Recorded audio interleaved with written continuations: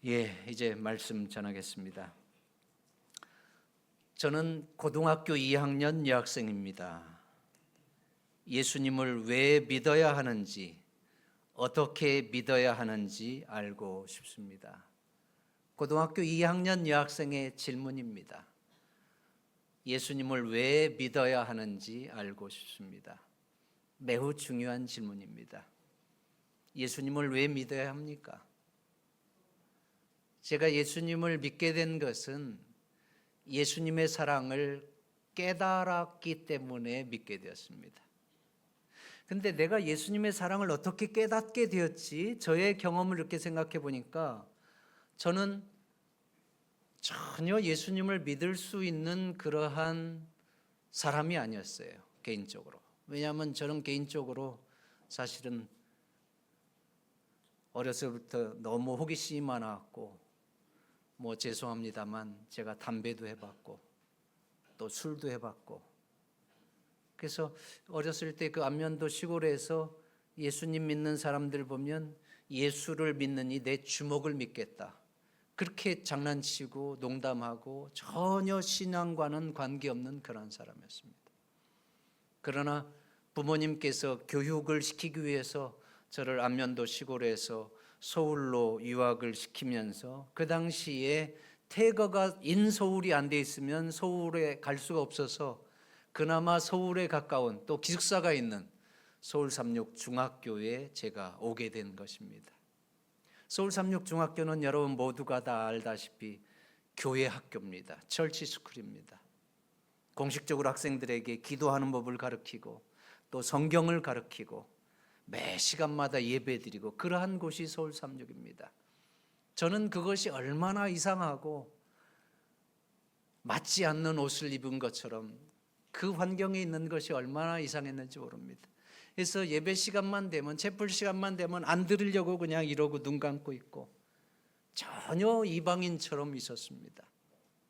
그러나 78년 7월 8일 중학교 2학년 때에 제가 침례를 받고, 그래서 3개월 동안 그 당시에 김상준 목사님한테 성경을 배웠지만 전혀 제 마음이 준비가 되어 있지 않았기 때문에 그냥 다른 친구들 받으니까 받았어요. 그러나 침례를 받고 난 이후에 제가 변화가 생기기 시작했는데, 제가 받은 선물 가운데에 이제 책들을 보게 되고 그 다음에 성경을 보게 되고, 그래서 성경 말씀을 보면서 예수님께서 죄인인 우리를 구원하시기 위해서 어떠한 희생을 치르셨는지, 또 예수님의 그 십자가의 여정을 통해서 예수 그리스도께서 주시고자 하는 그 구원의 은혜가 무엇인지, 또 예수님의 십자가를 통해서 하나님께서 우리를 얼마나 사랑하시는지, 그런 것들을 제가 깨닫게 되었어요.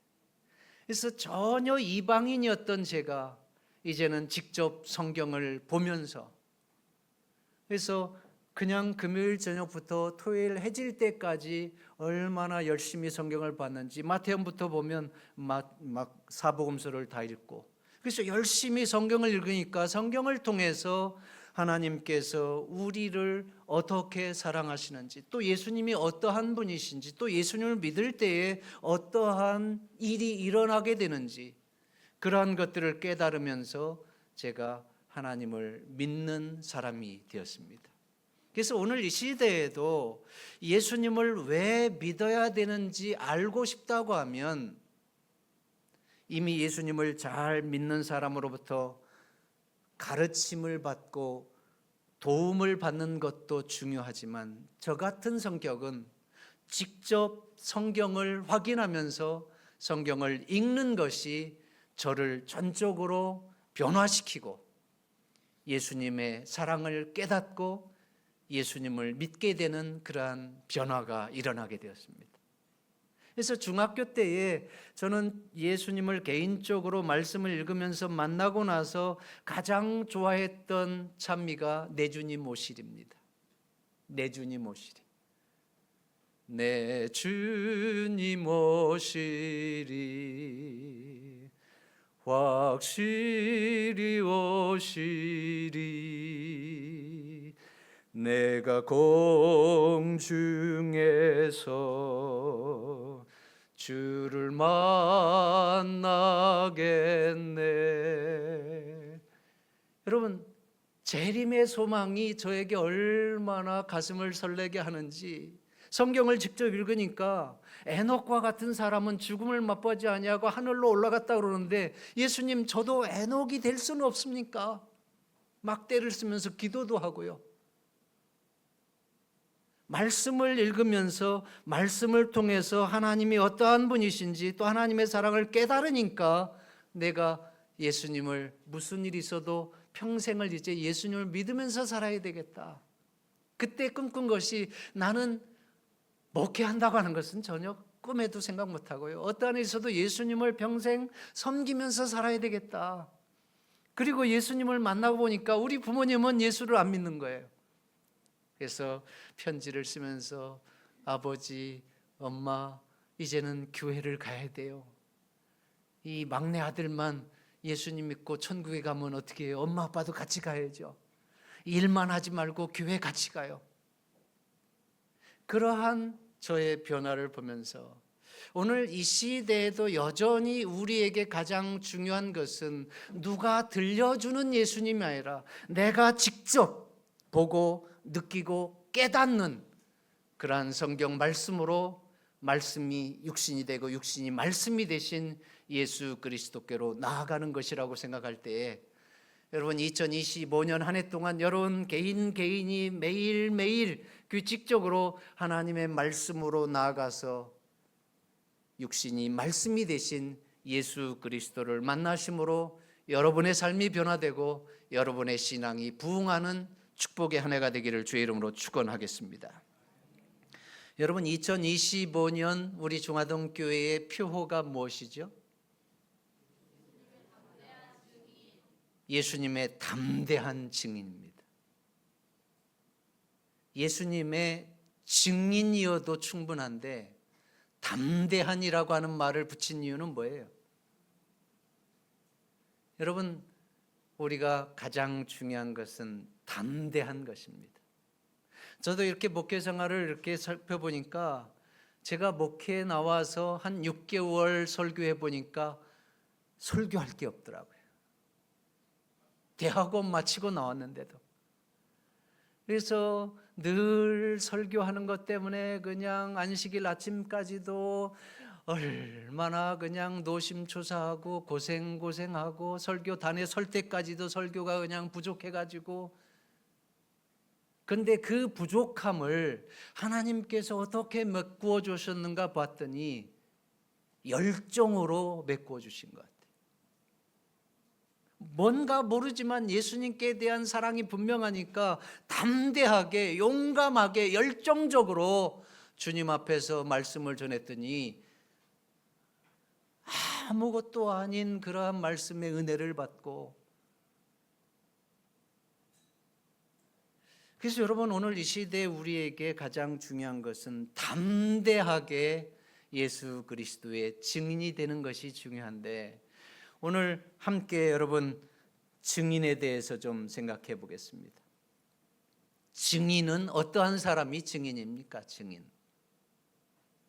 증인은 자기가 보고 듣고 아는 것을 증언하는 사람이 증언입니다. 자기가 알고 있는 것을 증언하는 거예요. 그래서 국어사전에 보니까 증인이란 소송 당사자는 아니지만 법원이나 법관의 신문에 대해서 자기가 듣고 본 사실을 진술하는 사람이다. 그러니까 여러분, 이 증인이 자기가 알고 있는 사실을 증언하는 거기 때문에 이 증언에 따라서 어떤 사실을 증명할 수 있는 사람이 되는 것입니다. 그러면 여러분, 예수님께 대해서 보고 듣고 깨닫고 알고 있는 것을 증언하는 사람을 뭐라고 그래요? 예수님께 대해서 내가 알고 있는 것을 다른 사람들에게 말하는 것을 뭐라고 그래요? 증인이라고도 하고 전도인이라고도 하죠. 다른 사람들에게 말하는 사람을 전도인이라고 그래요. 그래서 여러분, 예수님에 대해서 다른 사람들에게 전도하는 사람, 또 예수님에 대해서 내가 듣고 깨닫고 경험하고 알고 있는 바를 다른 사람들에게 전하는 사람에게 가장 중요한 것은 무엇일까요? 담대한 것입니다. 그래서 여러분, 예수님의 담대한 증인이 되자. 담대한 증인이 될 때에 담대해지는 것에 조건이 있어요. 내가 담대하려고 하면 무엇이 있어야 돼요?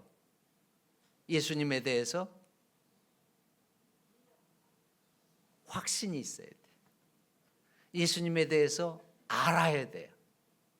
예수님에 대해서 내가 아니까, 여러분, 우리가 예수님에 대해서 잘 모른다고 하면 확신이 생길 수가 없어요. 또 확신이 생기지 않으면 다른 사람에게 얘기할 때에 담대하게 이야기할 수가 없습니다. 그래서 예수님의 담대한 증인이 될 때에 가장 중요한 것은 예수님에 대해서 내가 먼저 보고 듣고 깨닫고 경험하는 것이 매우 중요합니다. 다른 사람을 통해서 예수님을 들었던, 내가 직접 말씀을 확인하면서 깨닫고 느끼고 경험했던 그것이 나에게 확실하게 되는 것, 확실하게 아는 것, 이것이 담대하게 되는 것에 매우 중요합니다. 제가 한 가지 얘기를 드릴게요. 제가 이제 신학과 1학년 마치면서 바로 84년 1월 4일에 군대 입대했습니다. 그래서 군대 입대할 때에 저는 1년 동안 기도했어요. 군대 가면 성경도 몇 번 보고 영어 공부도 어떻게 하고 뭐 맨날 노는 줄 알았어요. 근데 군대 갔더니 완전히 그냥 각계전투 훈련부터 해갖고 얼마나 험한, 그래서 전투사단 7사단 7성부대에 들어갔는데, 제가 군대 가니까 기도했던 것이 하나도 해당이 안 돼. 안식일도 지킬 수가 없어요. 그래서 겨우겨우 탈영해서 이제 안식일 지키고 그 나중에 이제 안식일 지키게 됐는데, 저는 군종병 될 수 있는 기회도 있었는데 연대에 그 군목이 딱 제 이력을 보더니 삼육대학교 2단이잖아. 딱 제외시키더라고요. 그러니 여러분 얼마나 제 인생이 기도한 것하고 전혀 거꾸로 가잖아요. 근데 어느 날 이제 대대의 군종병이, 안식일 교회는 2단이잖아. 안식일 2단이야. 내가 있는데 들으라는 듯이 그렇게 하는 거예요. 그래서 제가, 아니 안식일 교회가 왜 2단입니까? 안식일이 성경에 없어요? 출애굽기 20장 8절로 11절 모르십니까? 안식일을 기억하여 거룩히 지키라. 엿새 동안은 힘써서 내 모든 일을 행할 것이나 제7일은 너의 하나님 여호와의 안식일은즉 너나 남종이나 여종이나 내 문 안에 유하는 객이라도 아무 일도 하지 말고 제7일을 기억하여 거룩히 지키라. 제가 대대 군종한테 그 얘기하면서, 아니 군종님, 성경에 있는 대로 안식일을 지키는 안식일 교회가 성서적인 교회고 진리교회 아닙니까? 제가 볼 때는 안식일을 지키지 않는 일반 일요일에 예배드리는 사람들이 이단 같은데요. 그렇게 했더니 얼굴이 울그락불그락 하면서 아무 말도 못하는 거예요. 왜냐하면 제가 틀릴 말 안 했거든요. 성경에 있는 그대로 얘기했거든요. 여러분, 우리가 성경에 있는 그대로 몰랐다고 하면, 제가 그 순간에 마음은 막 타고 들어가지면 대대 군종병이 나한테 안식일 교회 2단인데 이렇게 할 때에 제가 뭐 할 말이 있었겠습니까? 모르면 아무것도 못하는 거예요. 그냥 화가 나는 것밖에 못하는 거예요. 그러니까 여러분, 오늘 이 시대에도 여전히 우리가 예수 그리스도께 대해서 다른 사람에게 전도하려고 하면, 증언하려고 하면 내가 예수님에 대해서 확실하게 알아야 되는 거예요. 누구를 통해서 들었던, 내가 직접 말씀을 확인하면서 읽었던 예수 그리스도가 어떠한 분이신지, 왜 예수님을 믿어야 되는지, 예수님을 믿는 것은 우리에게 하나님의 어떠한 약속이 축복으로 주어진 것인지, 그런 것들을 분명하게 확신할 때에 예수님 믿는 것처럼 귀한 것이 어디 있습니까? 여러분, 예수님께서도 마가복음 8장 36절에 사람이 만일 온 천하를 얻고도 자기 생명을 잃으면 무엇이 유익하리요? 우리의 삶 속에서 생명보다 귀한 것이 무엇이 있습니까? 그 귀한 생명을 죄의 싹슨 사망인 그 사망에서 구원하시기 위해서 예수님이 십자가를 대신 짊어지시고 대속의 십자가를 지시고 죽으신 지 사흘 후에 다시 살아나심으로 죄와 사망의 권세를 이겨내신 진정한 구원주로서 우리에게 나타나시고 성경에 계시된 것이 하나님의 구속의 축복입니다. 우리가 이 땅 위에서 하나님의 자녀가 되는 것은 예수 그리스도를 통해 나타난 하나님의 사랑을 깨닫고 하나님을 믿을 때에 영생의 축복이 주어질 뿐만 아니라 하나님의 자녀가 되는 그 특권과 축복을 주셨는데, 여러분, 그 축복을 믿음으로 누릴 때에 얼마나 우리의 마음속에 감사와 기쁨과 은혜가 차고 넘칩니까? 그러니 이 좋으신 예수님을 우리 주변 사람들에게 같이 믿고 하나님의 자녀로 구원받은 하나님의 사람으로 살자고 우리가 이야기하는 것은 너무 당연한 것입니다. 사도행전에 보면 베드로의 변화된 모습이 나타나고 있습니다. 사도행전 4장 13절 다 함께 읽어보겠습니다. 저희가 시작. 저희가 베드로와 요한이 기탄 없이 말함을 보고. 베드로와 요한이 어떻게 말했다고요? 기탄 없이 말했어요. 기탄 없이 말했다는 건 뭐예요? 기탄 없이 말했다고 하는 것은 겁 없이 용감하게 담대하게 말했다고 하는 거예요. 베드로와 요한이 예수님께 대해서 담대하게 용감하게 기탄 없이 말하는 것을 보게 됩니다. 그런데 사도행전의 베드로는 그 이전의 베드로와 완전히 다른 베드로인 것을 깨닫게 됩니다. 사복음서의 베드로는 어떠한 베드로입니까? 사복음서의 베드로는 비겁했던 사람입니다. 다른 사람의 눈치를 많이 보고 또 다른 사람들의 어떠한 눈총을 많이 생각하는, 사람을 의식하는 그러한 사람이었어요. 예수님께서 잡히셔서 대제사장 가야바의 집으로 끌려갔을 때 베드로는 보면 어떻게 했습니까? 멀찍이 거리를 두고 야차하면 도망가려고 예수님을 따라갑니다. 근데 그가 으슥한 그 뜰에서 이제 불을 쬐면서 있을 때에 한 요종이 베드로를 보면서 당신 저 예수라고 하는 사람하고 같이 있었던 사람 아닙니까? 이렇게 훅 질문이 들어오니까 베드로가 뭐라 그래요? 아니 그게 무슨 말입니까? 난 그런 사람 모릅니다. 예수가 누굽니까? 근데 여러분, 베드로가 예수님을 다 부인할지라도 나는 예수님을 끝까지 따를 것이라고 호언장담했던 그런 사람이 실제적으로 몇 번씩이나 예수님을 부인합니까? 네, 3번씩이나. 나 그런 사람 모른다고 아주 비겁하게 예수님을 부인했었던 그런 사람입니다. 그런데 사도행전의 베드로는 지금 완전히 달라졌습니다. 자기 자신을 향해서 위협하는 관원들을 향해서 지금 기탄 없이 예수님에 대해서 말씀을 하고 있는 거예요. 베드로가 왜 이렇게 달라졌을까요? 사복음서의 베드로와 사도행전의 베드로는 똑같은 베드로입니다. 그런데 사복음서의 베드로와 사도행전의 베드로는 완전히 달라졌습니다. 예수님께서 십자가에서 죽으시고 부활하신 이후에 베드로는 완전히 달라졌습니다. 그 사실에 대해서 사도행전 4장 8절은 이렇게 얘기합니다. 베드로가 성령이 충만하여 가로되, 베드로가 이렇게 기탄 없이 관원들의 위협에도 불구하고 예수님에 대해서 용감하게 담대하게 말할 수 있었던 것은 무엇 때문에 그래요? 성령이 충만해졌기 때문에 그렇습니다. 오늘 이 시대에 우리들에게도 가장 중요한 것은 성령이 우리에게 충만해지는 경험을 갖는 것입니다.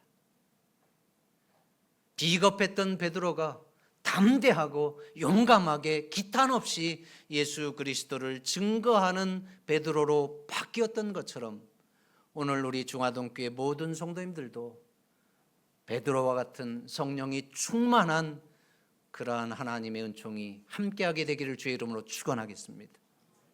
우리 모두에게 성령이 임하고 성령이 충만히 함께하셔서 기탄 없이 담대하게 예수님의 증인으로서의 삶을 살아갈 때에 하나님께서는 우리에게 놀라운 역사들을 허락해 주실 줄로 믿습니다. 예수님께서는 성령이 우리에게 임하시는 것, 제자들에게 충만히 함께하는 것을 위해서 특별히 제자들에게 말씀을 주셨습니다. 우리 함께 보겠습니다. 여러분, 누가복음 24장 49절 다 함께 읽겠습니다. 볼지어다, 시작. 볼지어다 내가 내 아버지의 약속하신 것을 너희에게 보내리니 너희는 위로부터 능력을 입히울 때까지 이 성에 유하라 하시니라. 예수님께서 하늘로 승천하시기 전에 제자들에게 마지막으로 당부하신 것은 어떠한 일이 있어도 위로부터 능력을 입히울 때까지 이 성에 유하라고 말씀하시요. 그 부분에 대해서 사도행전은 이렇게 말씀합니다. 사도와 같이 모이사 저희에게 분부하여 가라사대 예루살렘을 떠나지 말고 내게 들은 바 아버지의 약속하신 것을 기다리라. 위로부터 능력을 입히울 때까지 이 성에 유하라. 예루살렘을 떠나지 말고 내게 들은 바 아버지의 약속하신 것을 기다리라. 제자들은 여러분 예수님께서 비참하게 십자가 위에서 돌아가시는 장면을 보고 완전히 시리에 빠졌습니다. 그들은 이제 예수님을 떠나서 본인들의 안위를 걱정하고 본인들의 미래의 삶을 걱정할 수밖에 없는 그러한 현실에 처해 있었습니다. 그래서 그들은 얼마든지 예수님과 관계돼서 이제는 그 예수님과 관계된 자리를 떠나서 새로운 삶을 염려하고 새로운 삶을 위해서 준비할 수밖에 없는 그러한 위험 또 도전, 그러한 유혹을 받았어요. 그럼에도 불구하고 제자들은 하나같이 예수님의 말씀에 순종했습니다. 그래서 모두가 다 예루살렘을 떠나지 말고, 예루살렘을 떠나지 말라고 한 것은 예수님을 만났던 믿음의 현주소, 믿음의 삶을 떠나지 말라는 거예요. 예루살렘을 떠나지 말라는 것은 충실한 믿음으로 하나님 안에서 살아가라는 거예요. 여러분, 오늘 이 시대에 우리가 이른비 성령을 받던 늦은비 성령을 받던 성령의 역사하심을 받는 가장 중요한 첫 번째 요소는 우리의 삶의 환경이 어떠하든지 충실한 믿음 가운데 있는 사람이 위로부터 능력을 입히움을 받고 성령의 충만하심을 잊는다고 하는 사실을 기억하시게 되기를 바랍니다. 지금 내가 하나님의 은혜 안에서 믿음 가운데 있을 때에 그 사람에게 성령이 임하시는 거예요. 지금 내가 여러 가지 일 때문에 예수님을 믿는 것을 잠시 떨어뜨리고 내 일에 바쁘고 그냥 빠이빠이 하면서 사회생활하고 있는 그런 사람에게 성령이 임하지 않아요. 예루살렘을 떠나지 말고라고 하는 것은 충실한 믿음 가운데 있으라 이 얘기입니다. 우리가 충실한 믿음 가운데 있을 때에 제자들이 행한 다음은 마가의 다락방에 모여서 다 같이 무엇을 했어요? 하나님 앞에 기도하기 시작합니다. 충실한 믿음 가운데서 그들은 아무것도 안 하고 그냥 되는 대로 사는 것이 아니라 하나님 앞에 나아가는 믿음의 삶을 살았어요. 그래서 충실한 믿음 가운데서 그들이 하나님 앞에 나아간 것은 바로 기도입니다. 그래서 여러분 사도행전 1장 4절에 보면 그들이 마가의 다락방에 모여서 더불어 마음을 같이하여 전혀 기도에 힘쓰니라. 전혀라고 하는 것은 전적으로 온전히. 그래서 예수님을 믿는 제자들이 그 실망할 수밖에 없는 상황에 있었음에도 불구하고 충실한 믿음 가운데서 마가의 다락방에 모여서 전적으로 온전히 하나님 앞에 나아가서 기도할 때에 그들에게는 놀라운 일들이 일어나게 됩니다. 예수님 앞에 나아가서 기도할 때에 그들은 내가 얼마나 부족하고 하나님 앞에 허물이 많은 죄인 중에 죄인인지를 깨닫게 됩니다. 사도행적을 읽어보면 제자들은 예수님 앞에 나아가서 기도하는 가운데 자신들의 허물과 부족함들이 얼마나 많은지 땅을 치면서 가슴을 치면서 자신들의 죄를 회개하고 뉘우치는 고백하는 그러한 시간을 갖습니다.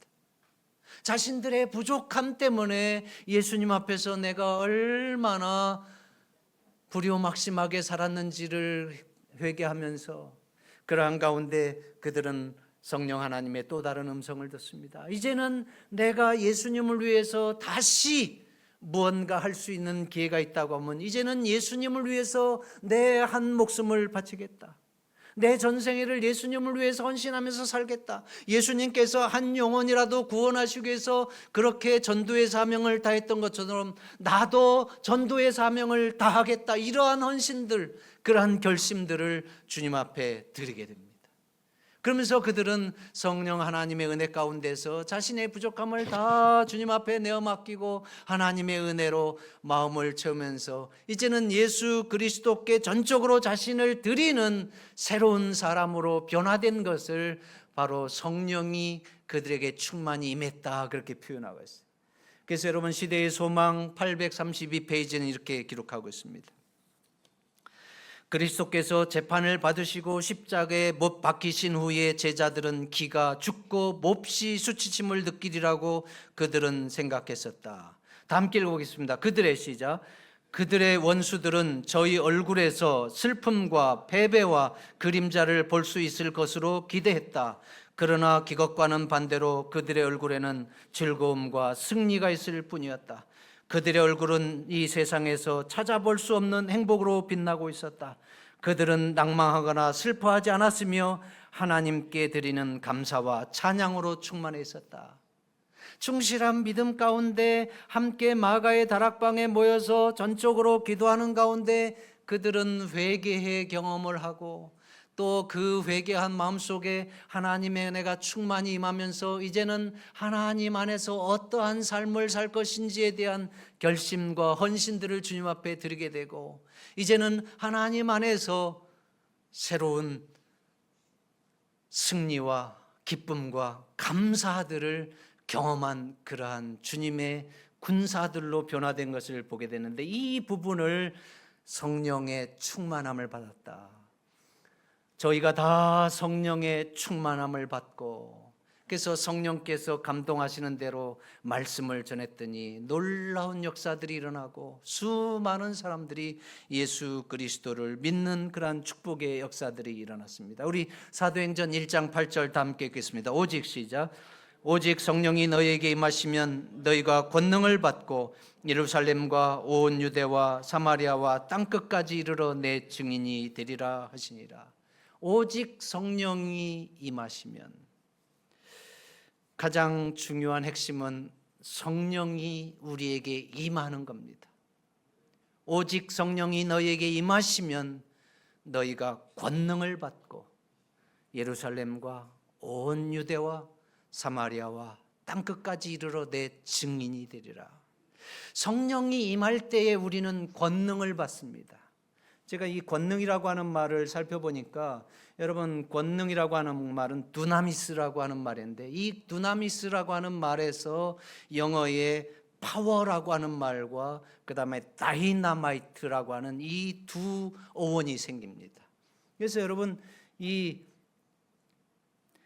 파워라고 하는 것은 힘이잖아요. 에너지잖아요. 그 다음에 다이나믹이라고 하는 것은 역동적이고 힘이 넘치는 거. 거기에서 이제 다이나마이트, 그 폭발물 이게 나왔는데, 여러분 우리에게 성령이 임하면 우리 모두가 그러한 파워를, 그러한 에너지를 하나님으로부터 받는다는 거예요. 그러니까 우리가 예수 그리스도를 만나면 예수님께 대한 지식이 많고 없고를 떠나서 우리는 담대해지는 거예요. 그래서 여러분 우리 모두가 보면 빌립이 나다나엘에게 가서 예수님을 만났다고 얘기하면서 예수님께 한번 같이 가보자 할 때에 나다나엘이 빌립보다 보니까 지식적으로 더 많고 말도 잘하는 거예요. 빌립이 예수님을 만났다고 하는데 빌립에게 나다나엘이 야, 뭐 예수가 나사렛에서 어떻게 나오냐, 말도 안 되는 소리 하지 마라. 그러니까 빌립이 더 이상 할 말이 없으니까 뭐라 그래? 야, 나는 더 이상 말로 못하니까 가보자. Come and see. 와보라 이거예요. 가보면 되는 거 아니냐 이거예요. 그러한 열정은 여러분 우리가 예수님께 대해서 많이 알고 적게 알고 이걸 떠나서 분명하게 아는 사실이 우리를 담대한 그리스도의 증인이 되게 한다고 하는 사실을 기억하면서 우리가 예수 그리스도를 깨닫고 아는 그러한 경험 가운데 우리에게 성령이 임하시면 우리가 권능을 받고 그 다음에 증인이 되는데, 여러분 증인이라고 하는 말은 마르투스라고 하는데 여기에서 역시 영어 두 가지 단어가 생깁니다. 마터라고 하는 말과 위트니스라고 하는 말. 여러분 그 당시 예수 그리스도를 깨닫고 만난 사람들이 다른 사람들에게 예수 그리스도를 전도한다고 하는 것은 바로 죽을 각오를 하고 하는 거예요. 김양란이가 예수 믿는 사람이야. 고발되면 그냥 죽는 거예요. 그런데도 예수 믿는 것이 가장 귀한 것이고 죽는다 할지라도 유익한 부활의 소망과 구원의 축복이 있기 때문에 그들은 죽음을 불사하면서도 예수님의 부활을 보았기 때문에 또 하늘로 승천하시면서 말씀하시는 그 재림의 약속을 보았기 때문에 그 구원의 주님을 이야기하지 할 수가 없는 것입니다. 그럴 때 그들은 그래서 이 마르투스라고 하는 이 증인에서 마터라고 하는 순교자라고 하는 영어와 그 다음에 위트니스라고 하는 증인이라고 하는 말이 생기게 됐어요. 그래서 오늘 이 시대에 우리에게 가장 중요한 것은 결국은 오직 성령이 너에게 임하시면, 여러분 성령은 우리 개인 개인이 예수 그리스도께 나아가서 기도하는 경험, 또 말씀으로 씨름하고 예수 그리스도를 만나는 경험, 또 느끼는 경험, 깨닫는 경험, 그러한 은혜의 시간 속에서 주님이 주시는 축복입니다. 2025년 한 해 동안 우리 모든 성도님들이 말씀으로 나아가서 예수 그리스도께서 나하고 어떠한 관계인지, 예수님을 왜 믿어야 되는지, 또 예수님은 어떠한 분이신지, 또 예수님을 내가 믿을 때에 하나님께서는 내게 어떠한 복을 주시는지, 그러한 것들을 하나님의 말씀을 통해서 직접 확인하고 또 그러한 것들을 확인하는 것이 이제는 너무 어렵고 그러면 그런 것을 잘 아는 사람에게 좀 제대로 초청해서 말씀을 가르침을 받고 그러한 구원의 은혜와 확신 가운데서 여러분 모두가 담대한 예수 그리스도의 증인이 되시기를 간절히 바랍니다. 이제 여러분 말씀을 줄이면서 중국은 지금 심각한 복음 전도의 위기 가운데 있습니다. 제가 중국에 대해서 이렇게 보니까 중국은 누구든지 예수님을 믿을 수 있다고 얘기합니다. 종교 자유의 국가라고 얘기해요. 그러나 이 국가의 정책은 다른 사람에게 전도를 하면 안 됩니다. 종교의 자유가 있다고 얘기하면서 네가 믿는 건 괜찮아. 그런데 네가 믿는 그 믿음을, 그 종교를 다른 사람에게 전도하는 것은 안 돼. 다른 사람에게 전도하다가 걸리면 법의 재판을 받습니다. 이 얘기는 뭡니까? 지금 예수님을 믿는 사람이 얼마나 있든지 그건 상관 안 하는 거예요. 결국은 그 예수님 믿는 사람들이 다른 사람에게 전도하는 것을 국가적으로 막으면서 아주 고도의 종교 탄압 정책을 쓰고 있는 거예요. 예수님을 믿고 있는 사람들이, 예수님을 만난 사람들이 다른 사람에게 예수를 증거하는 일이 없다고 하면 시간이 흐르면 흐를수록 어떠한 일이 일어나겠습니까? 점점 예수님을 믿는 사람들은 줄어들고 또 예수님 믿는 사람들이 점점 시간 속에서 이제 늙어서 죽고 그러면 결국은 중국에는 예수님 믿는 사람들이 없어지는 그러한 일이 일어날 것입니다. 지금 중국은 심각한 그러한 종교적인 고도의 정책적 탄압 속에서 전도하지 못하는, 그래서 외국인이 가서 절대 설교하지 못하고 또 내국인들도 다른 사람에게 전도하지 못하는 그러한 어려움 가운데 있습니다. 저는 이 중국의 문제를 바라보면서 여러분 우리 중화동 교회를 생각해 보게 됩니다. 한번 여러분 개인 한번 생각해 보시죠. 여러분 중화동 교회는 어떠한 교회가 되었으면 좋겠습니까?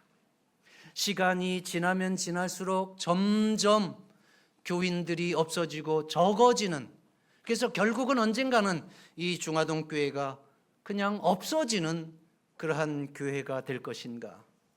아니면 시간이 지나면 지날수록 이 중화동 교회는 더 많은 하나님의 백성들이 하나님을 섬기고 또 수많은 사람들이 이것을 통해서 예수님을 만나는 그러한 축복의 교회로 변화시킬 것인가?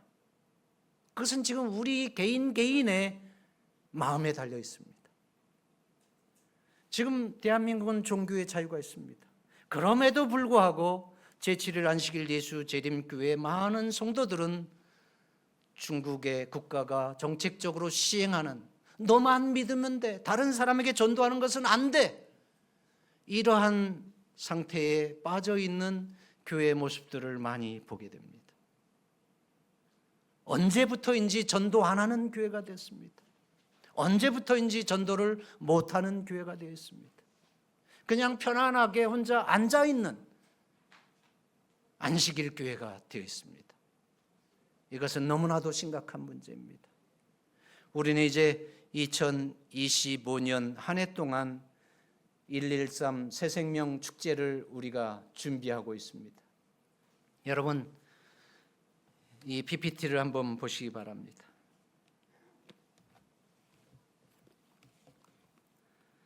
여러분 개인이 오늘 주보를 통해서 전부 받았습니다. 2025년 예수님의 담대한 증인이 되자. 2025년 여러분들이 개인적으로 113 새생명 운동에 참여하는 것은 여러분 개인이 살고 우리가 사는 하나님의 축복을 받을 수 있는 매우 중요한 영적인 도전입니다.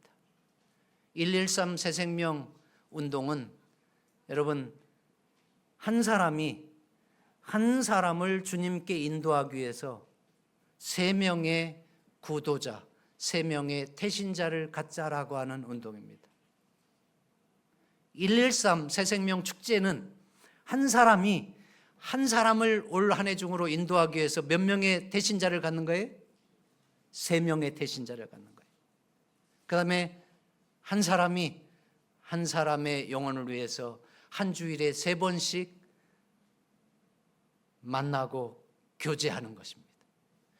한 사람이 한 주일에 한 번씩 3사람을 관심 갖고 기도하고 만나고 이러한 일들을 할 때에 여러분 만나는 사람 가운데 나도 니네 교회 가면 안 돼, 이런 사람이 있을 거예요. 그래서 여러분 오늘 여러분 이 자리에 적으시기 바랍니다. 그래서 개인이 올 한 해 동안 내가 기도하고 그 사람을 위해서 예수님의 손과 발이 되기로 결심하여 여기에 적는 사람들이 여러분 이 113 새생명 축제 이 하트 모양에 이제 다 여러분 이름이 들어갈 거예요.